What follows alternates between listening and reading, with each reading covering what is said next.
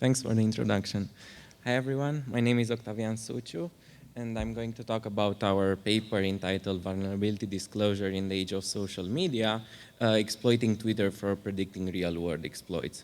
My co-authors are Sabottke and Tudor Dumitraș from University of Maryland.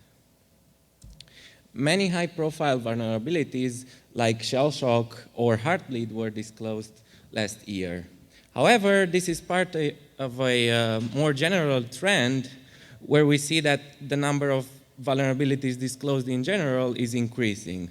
So for example, last year, the CVID, which is the standard vulnerability identifier, had to be modified because its 10,000 vulnerabilities per year capacity was not enough. Moreover, we see situations where vendors choose to align their vulnerability disclosures, and for example, on October 14 last year, several high-profile vendors like Microsoft, Oracle, or Adobe chose to disclose 254 vulnerabilities on the same day. This is a problem for system administrators who must address all those vulnerabilities. However, recent empirical studies suggested that no more than 15% of the entire vulnerabilities are actually exploited in the wild. That is why we must know which of these vulnerabilities we have to address first. So the research question we're trying to answer in this paper is, can we use Twitter analytics in order to early detect the exploits that are found in the wild? Why would we look at Twitter in the first place? So besides the fact that there is a community of security analysts or hackers or so on discussing vulnerabilities and exploits on Twitter, we find situations where tweets appear before the vulnerability disclosure. Here we see a tweet that appeared about an open source project that appeared 2 days ahead of the mentioned vulnerability was disclosed. So we would say that this vulnerability, this is not very dangerous since the discussion is about the patch itself. However, a potentially more dangerous situation is represented by the leaks from the coordinated disclosure process. This tweet right here, which appeared 5 days ahead of the disclosure, advertises an Adobe Flash vulnerability. And we say it's more dangerous because miscreants could try to contact the user in an attempt to purchase the exploit for the not yet patched vulnerability. When looking at a problem like exploit prediction, we face a couple of challenges. So an example of prior work on exploit prediction focused on proof of concept exploits. They used an SVM classifier, but our aim here is to predict exploits that are active in the wild. There's a difference, that is, we found evidence for only 1.3% of the vulnerabilities disclosed last year as being exploited in the wild. In contrast, in the proof of concept exploits work, more than 50% of the entire data set was marked as exploited. People did research before on Twitter analytics, but they mostly focused on trending topics like movies or flu outbreaks. And those things gather lots of attention, and they gather millions of tweets. However, in 2014, only around 10% of the vulnerabilities gather more than 50 tweets. An additional challenge when looking at exploits in the wild comes from the ground truth coverage. So, for example, Symantec does not have a product for Linux, and that is why an exploit for the Linux kernel, it's unlikely to appear in our ground truth. A very important challenge when using Twitter analytics is adversarial interference. So since Twitter is free and open, and anybody could register and start posting, it's reasonable to think that an adversary could try to poison our exploit detector. The contributions of our work are, we propose the design of and the implementation of a technique for early exploit detection using social media. We report a performance evaluation of our system for exploits found in the wild, and we also analyze the robustness of our system in the presence of adversarial interference. Additionally, we report a performance evaluation for proof of concept exploits, and we categorize the information leaks from Twitter feed which appeared before the vulnerability disclosure. In this talk, I'm going to focus on the first 3 bullets, the other 2 being addressed in the paper. The data set we're considering comes from Twitter. So Twitter retrieves all the posts that match certain keywords. And we started collecting tweets in February 2014, searching for around 50 keywords. Since then, we've collected 1.1 billion tweets. However, in this talk, we only look at tweets retrieved by the CV keyword, which correspond to vulnerabilities, CV identifiers. I want to note that Twitter starts sampling the tweets retrieved that match a keyword at the point where all the matching volumes exceed 1% of the entire host. And we found no evidence of the CV keyword tweets exceeding this 1%, so that is why we believe that our data set represents an unsampled corpus.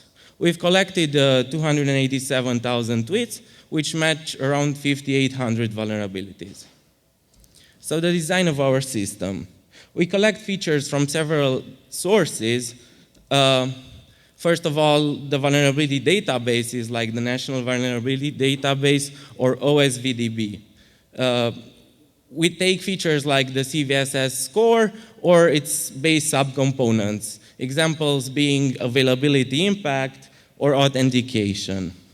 We also extract general database features from these sources, including features that prove to be useful in prior work. Some example being the category in OSVDB or the number of references in NVD.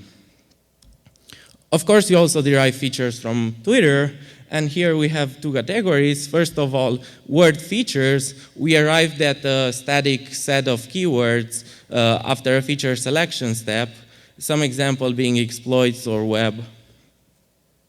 And another category is represented by general vulnerability statistics features, like the number of tweets about the vulnerability, the number of retweets, number of users, and so on.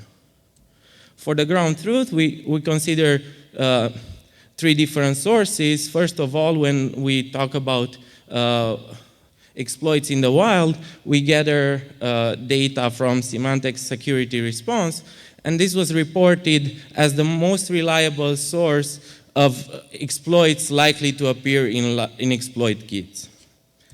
For public and private proof of concept exploits, we look at ExploitDB and the Microsoft Security Advisories. We train a linear support vector machine using a subset of the Twitter data, and then we report the classification results using the remaining subset of tweets. Now I'm going to talk about exploits in the wild. First of all, the performance metrics we're considering. The precision in our case represents the fraction of vulnerabilities marked as exploited by our classifier and that are actually exploited in the wild. This means that false positives are vulnerabilities that are marked as exploited but are not exploited in the wild. And false positives hurt the precision of the classifier. Additionally, recall represents the fraction of exploited vulnerabilities that are marked as exploited by the classifier. As a baseline classifier, we use the CVSS score as an indicator of an exploit. So the CVSS score is a value between 0 and 10, and we mark every vulnerability having a score about a threshold as being exploited. And as seen from this plot, for different CVSS thresholds, the recall of such a classifier is good, but the precision is very low and does not exceed 9%. Additionally, if we look at the exploitability subscore, which measures the likelihood of an exploit, we see that the precision is still low. This is because CVSS score is conservative and marks as many vulnerabilities as possible as exploitable, resulting in false positives. Now, turning back to our classifier, we do a feature selection step and we measure the utility of our features using the mutual information. So mutual information between a feature and a class label measures how much the uncertainty about the class label is reduced when knowing the specific feature value. And this plot here shows the mutual information of different features across both proof of concept and exploits in the wild. Now a breakdown of our different features categories and the reported performance of the classifier. So if we consider a CVSS score alone, we see that the same trend as for the baseline classifier, the recall is good, but the precision is very, very poor. Additionally, database information features provide a slightly higher precision, but it's still low. Word features extracted from Twitter, on the other hand, provide a very low recall, but the precision is high. Additionally, Twitter traffic features provide a higher recall than the word features, but at the cost of the precision. Putting all those features together, we see that the overall performance is improved, but there is a trade-off between the precision and recall as a function of the regularization parameter of the classifier. So can we improve the classification performance even more? It turns out that if we filter the vulnerabilities based on the ground truth coverage, the overall performance is improved. So here in this plot, we only consider vulnerabilities that come from Microsoft and Adobe, which are predominant in our Symantec data set. Additionally, if we do a thresholding and only consider vulnerabilities which gathered more than 50 tweets, we see that the performance is improved even further. However, this is not practical as we cannot subset the vulnerabilities based on the Twitter volume. Now I'm going to do about opportunities for early prediction of exploits. So for doing early prediction of exploits, we need to know the date when those exploits are actually found in the wild. And we find this date from the Symantec signatures, and then we train 10 separate linear SVMs, each on a separate subset of the Twitter data, and then start streaming tweets one by one to all the classifiers and monitor a prediction threshold to decide when the vulnerability is exploited. And this prediction threshold measures the number of times all those 10 classifiers have to agree in order to mark the vulnerability as exploited. So why is this early prediction possible? Here in this plot, the reference point is representing the time at which the attacks are reported in the wild by the Symantec signatures. The CDF here shows the time difference between the first tweet and the signature creation date.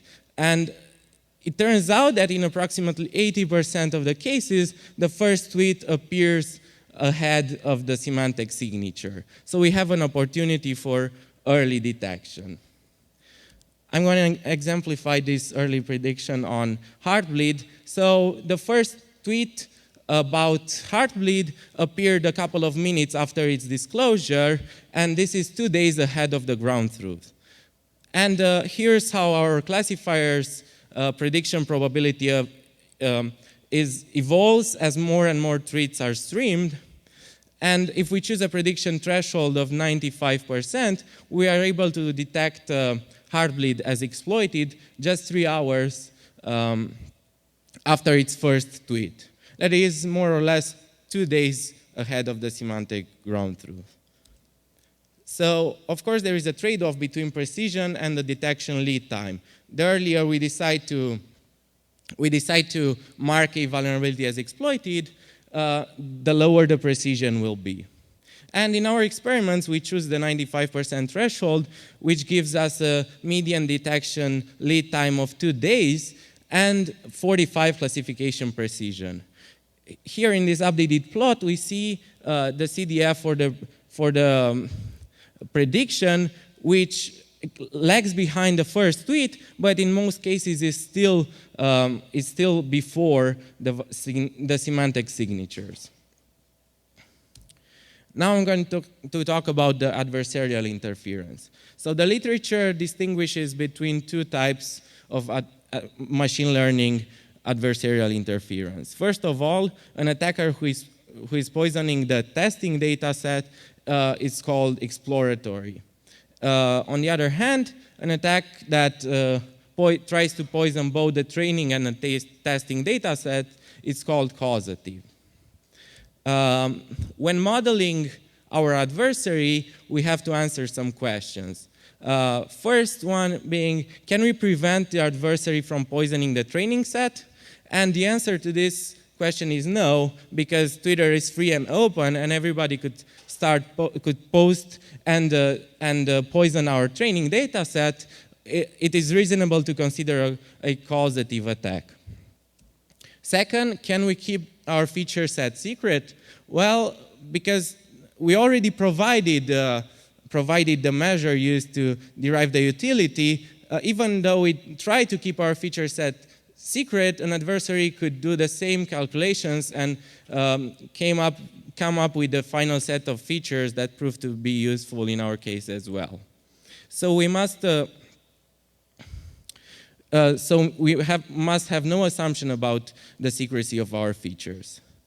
Finally, is the adversary resource bound? And the answer is yes, because one single Twitter account could be easily blacklisted, so an adversary must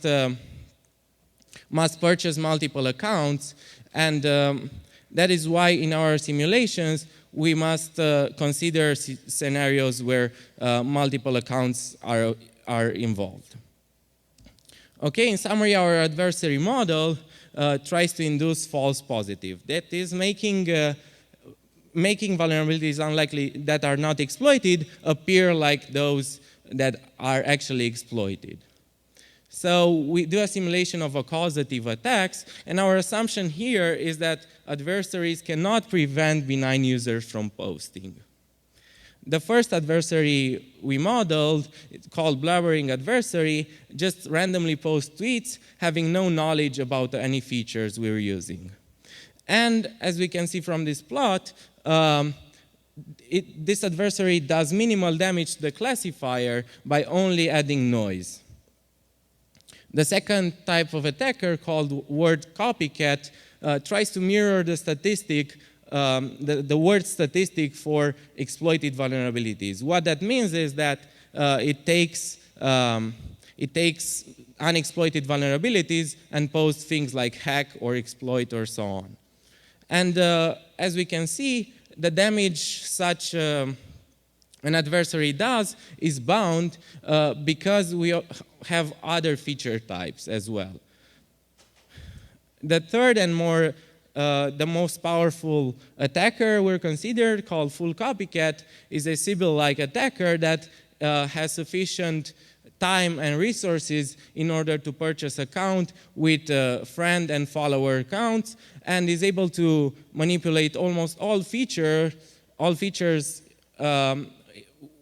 except account creation date and account verification. So this attacker is, in this case, our classifier's performance is degraded and its damage is bound only by the non-Twitter features.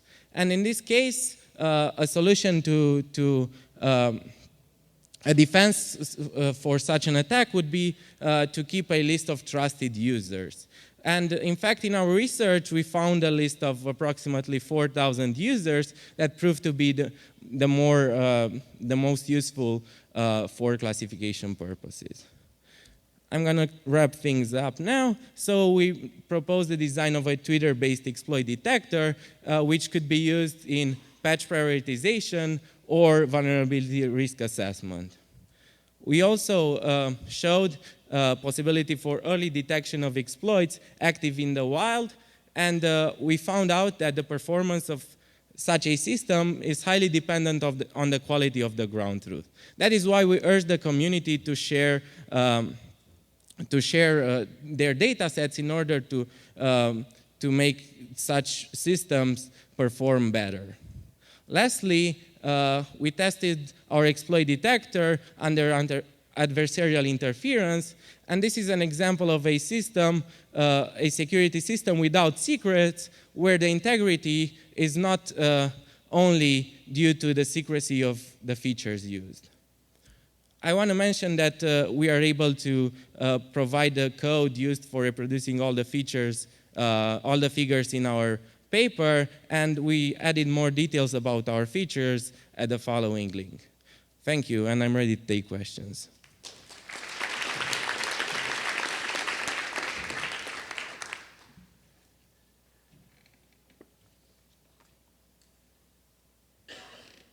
Hi, Garrett Wasserman, CERT Coordination Center.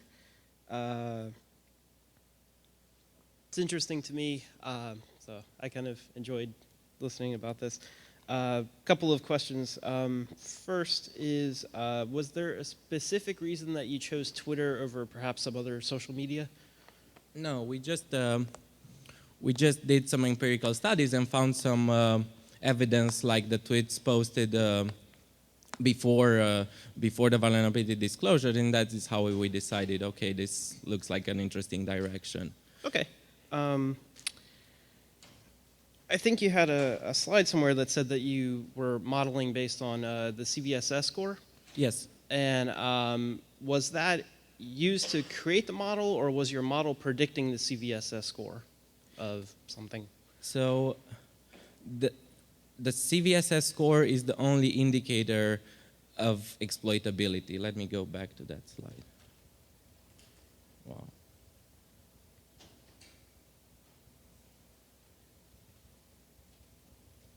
Sorry.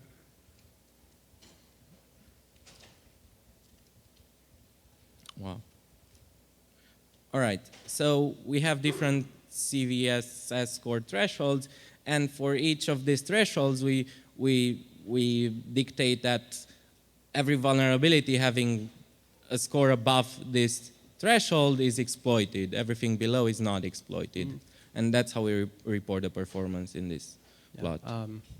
That's used to create the model, though, right? That your model can't predict the CVSS score ahead of time, right? No, so, definitely not. We didn't mention that. No. Okay, so does it just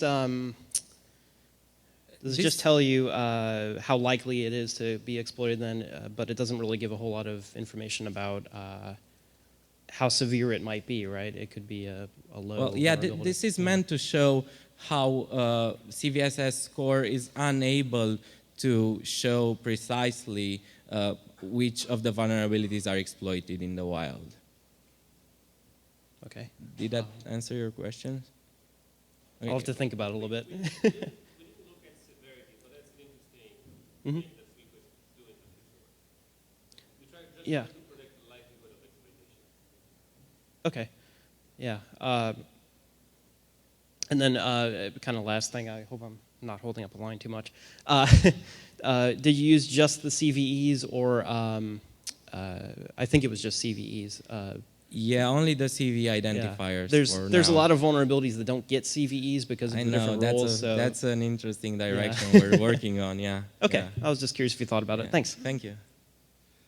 Hi. I found it interesting that you were using just a straight-up classifier to classify them as likely to be exploited or not likely to be exploited, when your motivating example is that you have this large, vulnerability disclosure that happens at once and you need to prioritize. It seems like you have the information in your data already to turn that into a prioritized list where you start with the ones that your classifier is most confident about and you actually have that information. Have you looked at trying to analyze your data in that way?